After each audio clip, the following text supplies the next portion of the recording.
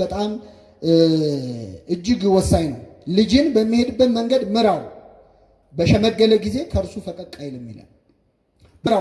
ምራው ማለት አንተ ከፊት ምን በል ሂድ ማለት አድርገህ አሳየው ማለት ነው። ምራው ማለት ምሳሌ ሆነው ማለት ነው።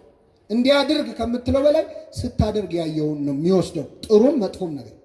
ልጆች ስንጸልይ ካዩን ጸሎት ይማራሉ። መጸለይ ያስፈልጋል ከሚለው ይልቅ ስትጸልይ ሲያዩ መጸለይ ያምራቸዋል። ስትመጸውት ሲያዩ መመጽወት ያምራቸዋል።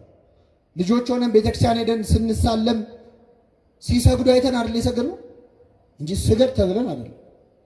ስለዚህ ምሳሌ መሆን የመጀመሪያው እጅግ በጣም ወሳኝ የሆነ ነጥብ ነው። ክፉም ነገር ግን ያሉ በነገራችን ላይ ስናማካዩ ያማሉ። ለምሳሌ የሆነን ሰው ሲመጣ ደህና ነሽ ደህና ነህ ብለን ፈገግ ብለን ተቀብለን ሲወጣ ምን ትመስላለች ካልን ምን አይነት ሰው ነች ካልን ይህንን ይሰማል። ለካ እንደዚህ ይደረጋል ይላል። ቤተክርስቲያን ስንመጣ መንፈሳዊ ትሑታን ሆነን ይዘናቸዋል።